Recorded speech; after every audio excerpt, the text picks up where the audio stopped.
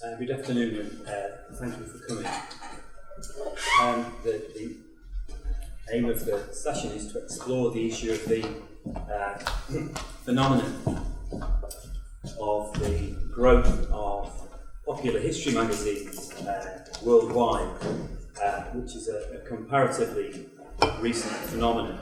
And I just want to talk about a particular case study about exploring the use of popular history magazines in history education in schools in England. Just to be precise, history magazines are not a recent phenomenon. The first issue of the Historian magazine was in 1938. So there have been history magazines for some time, but not popular ones. And if you look at the Historian, it's quite a dour document still. And in those days, it was all text. There were very few pictures. It was in black and white. And in terms of audience, it was mainly for people who were seriously scholarly, professional historians or perhaps PhD students, and its circulation was quite low. It might have, I think even today it is only a few thousand in terms of circulation. But more recently, we got the rise of this phenomenon of the popular history magazine, which was a different creature altogether. Much more colourful, more like the sort of magazine you would find in a newsstand. And over the past 5 years, with associated website, with podcasts, with links to what is on television about history, and a very much more colourful and accessible phenomenon. And in terms of audience, the BBC History magazine sells over 70,000 copies per month, and its growth has been increasing by 5% year on year. But again, if we think of the audience for such a magazine, I mean, the one phrase that's been used about history in England is that it has become, in inverted commas, one newspaper called it the new rock and roll. Whether all school pupils would agree with that description, I'm not sure. There have always been in England substantial, we know from our research, there have always been a lot of pupils who regard history as boring and useless. And that has always been the case. But who was the audience for the popular history magazine? Previous research suggests it was mainly for grown-ups, and it wasn't just for ordinary grown-ups. It was for the bourgeoisie. It was for middle class and upper class adults. When you look at the sales figures and the advertising targets, it was mainly aimed at an A-B audience in terms of social class. So people who were graduates who had at least a casual interest in history. So still not for everyone. But more recently, you've got the growth of what you might call hybrid magazines. The one on the left-hand side, Hindsight, is popular. It's not unlike the BBC magazine in format, but it's deliberately designed to be of use for students at school studying for exams. So the idea is, it is a bit more edutainment than a textbook. I think not many people would describe textbooks as edutainment. They're not popular in England, textbooks. But it had this incentive that it would help you to pass the exam. And then there were ones that were almost nearer to comics. There is a television programme and things in England about horrible histories, which is very jokey, it's for younger children. But the circulation of that magazine is now about 50,000 a month. And I suppose the question is, could you extend the audience for these magazines and the popular magazines such as BBC History and History Today to pupils in school? And the eHisto project aimed to explore the ways in which you might be able to use these popular history magazines. And I mean the BBC History magazine and History Today, which are quite serious. 3,000 to 6,000 word articles, with pictures as well. In schools, as history education resources, and in particular to see if you could use them to develop the critical media literacy of young people and their intercultural understanding. So this was the research question that the project aimed to explore. And when we measured in an early stage of the eHisto project, we did a sort of baseline study to find out, how many people read these magazines at the moment. And the case study focused on three groups. One was student teachers of history, students who are training to be history teachers in an East of England partnership, of whom there were 15. They were students. The second group was a particular history department which was directly involved in the eHisto project in Helston High School with 6 history teachers. And the third group were the history teachers in the Initial Teacher Education Partnership who supervised my students when they were in schools. And that group would be approximately 25 history teachers. So it's a small, very small scale survey. So we must be careful about generalising from such a small sample. But in terms of the impact of these popular history magazines on history teachers and history teaching, the evidence suggested that the influence was not strong. Even in terms of history teachers reading popular history magazines, you can see that out of a sample of 85 across the 5 countries involved in the project, only 19 read history magazines regularly. That's defined as once a month or more reading a magazine article. And in England, the survey sample was 20 history teachers. And of those, only 4, I think, regularly read history magazines. So even history teachers weren't reading these magazines, never mind their pupils. When we went on to ask, well, do you ever use popular history magazines, which is quite a big cultural artefact regarding history, only 3 out of 85 history teachers said that they use them in their teaching. So this is a very small proportion. But there's a sort of paradox here. When we added the question, well, do you think they could be used in history teaching to develop the critical and media literacy of our pupils? Over 80% said yes. So there's this paradox. Nobody's using them, and yet everybody thinks they could be useful. So this was one of the paradoxes that with the eHisto project, would it be possible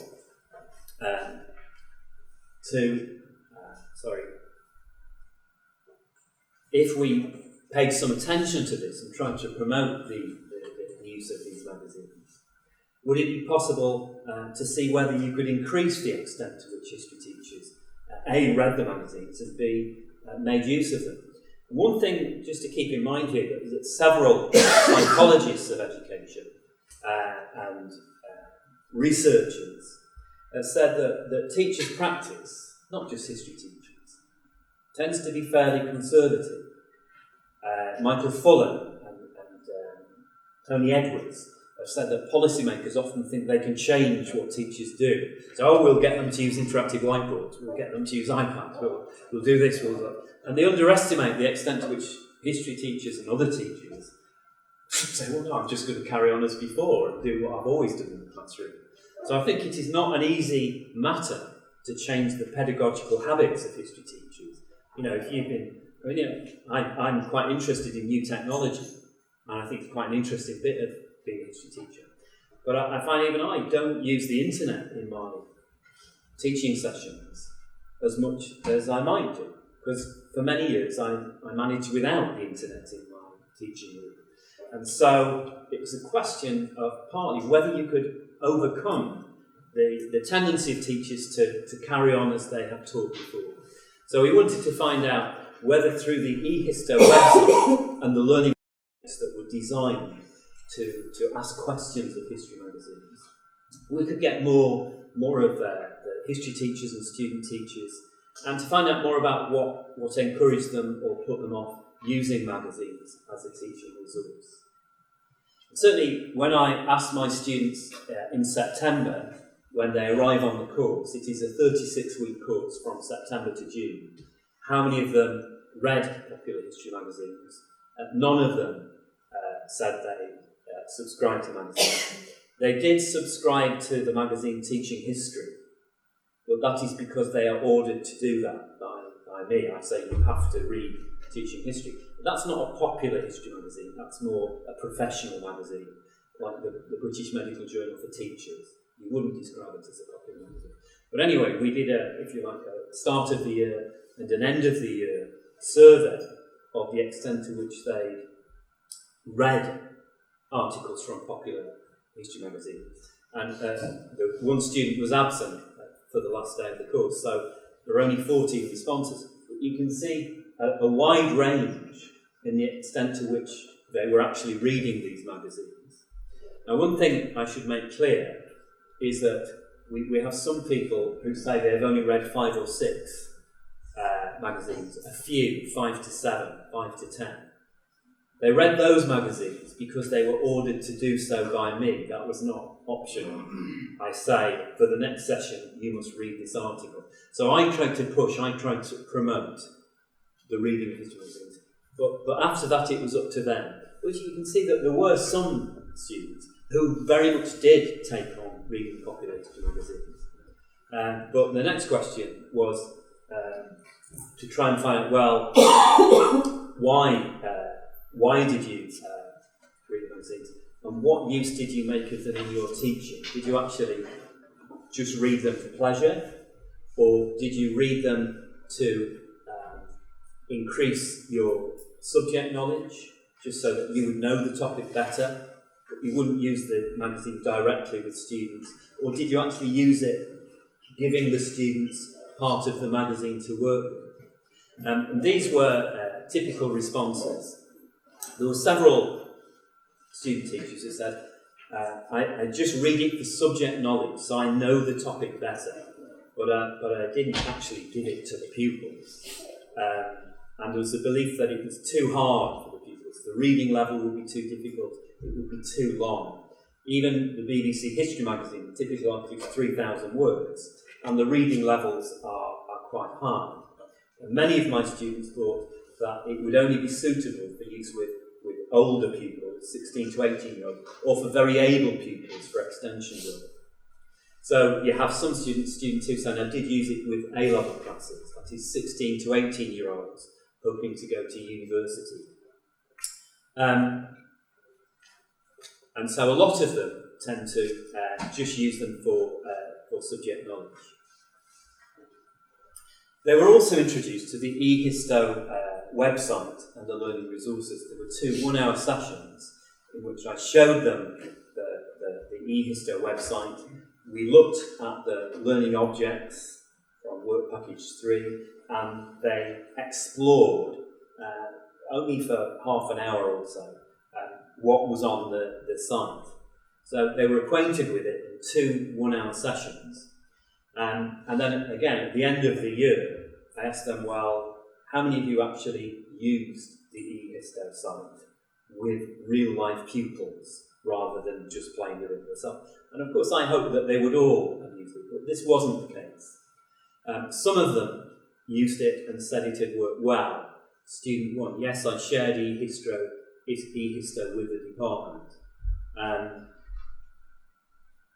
There were some who'd looked at the site and said they would like to use it, but they had not used it yet. I intended to use it, but I forgot. I will use it next year as I thought it was great. And then again, some others who just said, no, I haven't used it. So again, you get a mixed pattern. All these students have the same input on history magazines, and some take it up and engage with it, and others don't. And it's the same with new technology.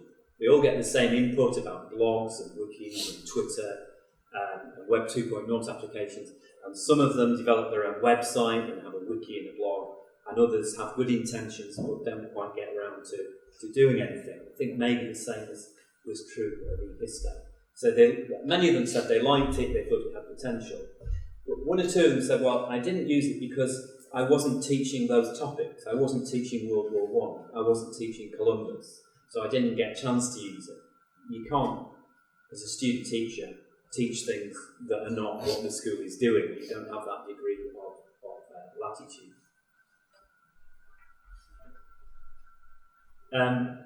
In terms of experienced teachers' use of popular history magazines, I gave out quite a lot of articles at mentor meetings. 3 times a year I meet with my mentors. I photocopied sets of magazine articles, and they all took away. They said, I just said, the magazine articles are there if you want them. And almost without exception, they took the magazines. But I haven't had time to do one-to-one interviews with the mentors yet. But when I asked at a group interview at the last mentor meeting in May, a lot of them said they had used some of the magazines, and they had used the Histo website. But these comments come from the department that was actually involved in the eHisto project. So they are part of our project, and 2 of the teachers came to an eHisto seminar in Łódź and say that they were more closely associated with the project. And they had engaged with eHisto, and more than just using it to subject knowledge and even to use the learning objects.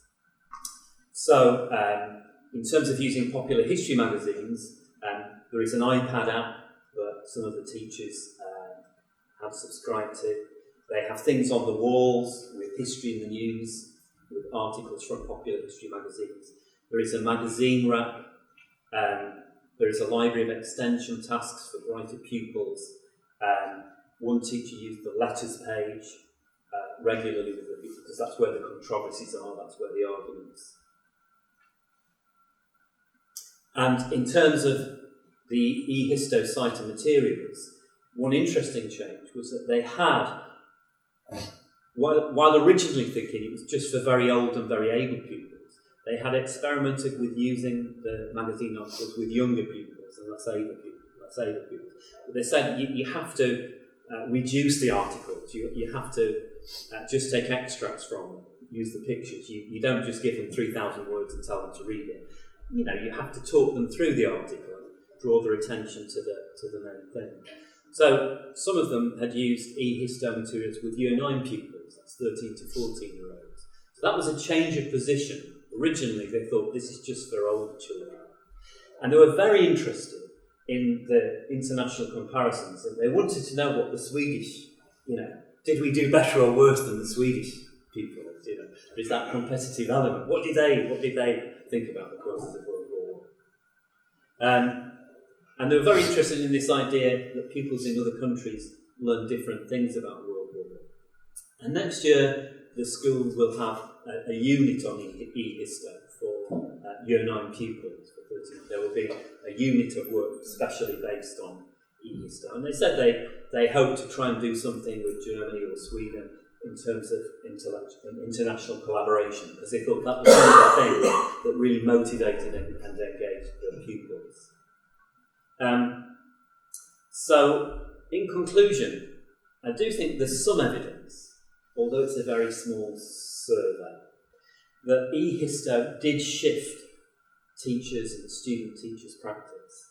And I think the people involved, both the student teachers, certainly the department at Halston, and my mentors, use history magazines more. I think it has introduced them to the potential of popular history magazines.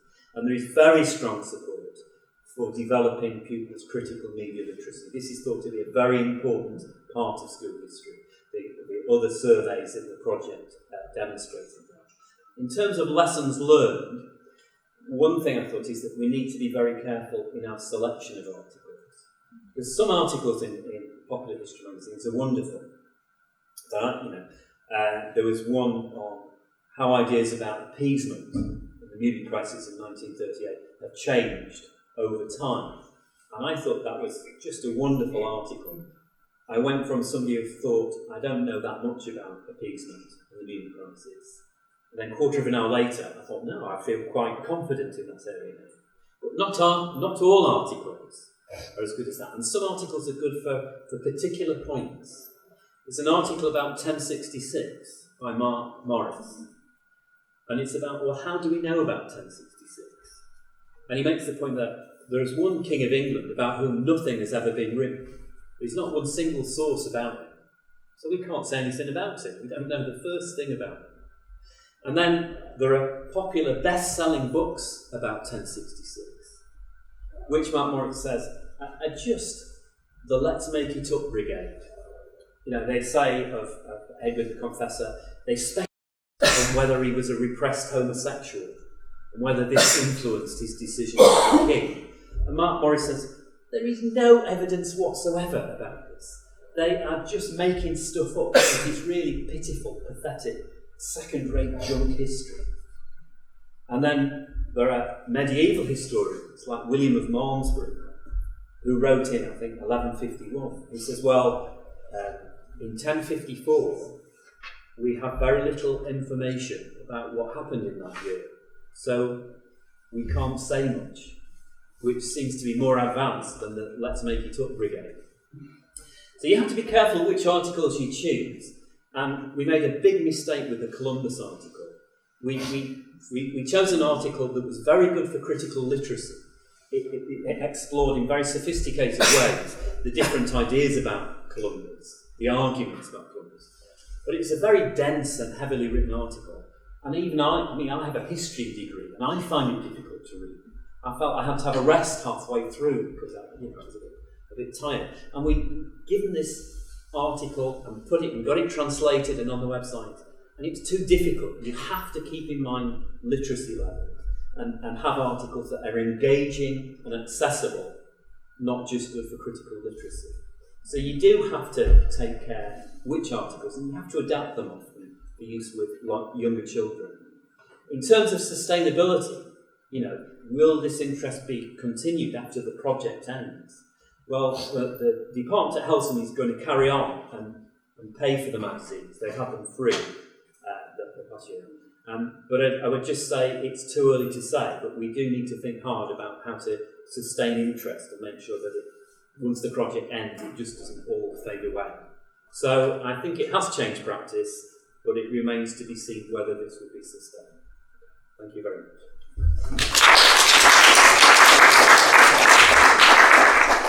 Thank you, Ms. Peter. It's a very interesting topic. And now we have about 8 minutes to discuss. So, please. Hi, I'm from Sweden. I have a question about if students ever reflected on how the present affects the content of the magazine. Yes, and part of the argument about history magazines is, are they a good thing or a bad thing? Because one thing that's really interesting at our first seminar is that, as I said this morning, I think on the whole English popular history magazines are quite respectable history. The articles are written by reputable historians. It's often about their latest book, so it's a way of keeping up with recent scholarship. And in England, I think they do try to represent not just political history, but social history, women's history, history from below, and so on. So I don't think they are trashy. I don't think they are bad history, in the way that some magazines are not. But it surprised me at the first seminar that one person said, well, I wouldn't want my daughter to read popular history magazines. As if almost it was, I don't want them going in that territory. So we were able to discuss with the students, well, what's good about popular history magazines and what's bad, and of course they're very topical. So there's been skips full of articles about the causes of World War I because it's the centenary. So it tends to be whenever there's an anniversary. Next year it will be the Battle of Waterloo. There will be thousands of history articles about the Battle of Waterloo. Also because we won. It tends to be more history where Britain won rather than Britain didn't win. And so there are different views about it. And I just think, do the pupils understand what the authority of popular history magazines is? And it's introducing to this idea that Peter Seixas argues is very important. There's a community of practice of professional historians who are experts, who review each other's work. And there are some things that a lot of them agree about. Like with the causes of World War I, yes, Christopher Clark thinks it was mainly Serbia's fault, and Gary Sheffield thinks it was mainly Germany's fault. But there is a consensus that nearly all professional historians say it wasn't entirely one nation's fault, it's more complicated than that. And I think that's a really important idea for young people to get, and that these people are professional historians. So that means more than when a politician says something about World War I or a newspaper journalist. And I think that carries on to things like climate change. You know, there's a community of practice, isn't it, related to climate change. So 95% of the world's scientists think this is a big problem. And then we have a former Chancellor of the Exchequer, Nigel Lawson, and his think tank, who says, no, climate change is not a problem. Well, who's Nigel Lawson? He wasn't even very good on running the economy. What does he know about climate change? He hasn't got, there is not that community of practice. We should listen if 95% of the world's scientists say we have a problem. And young children should learn that some sources have more authority than others. Okay. So, just one question relating to the morning presentation. Could you elaborate a bit on the findings on the students' learning? You were also skeptical in some, or there were some, and results you found here. Could you explain the connection a bit? Yeah. I will try it, although I have to acknowledge that Monica and Thomas have done most of the data analysis and most of the hard work on it, so I'm not, as I thought, so you might want to correct me in what I say. I think one of the things that Margaret and I thought when we looked at the data was that how limited their skills of critical media literacy are, that they are not expert in understanding this idea of the community of practice, and that some accounts carry more weight than others. And I think what we're trying to do in history is very difficult, because we're trying to centre young pupils different messages. On the one hand, we're trying to say some accounts are better than others.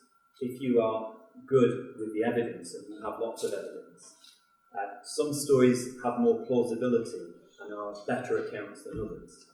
What they mustn't think is sometimes my students say, no such thing as a wrong answer in history. And I hate that. I think that's just so wrong.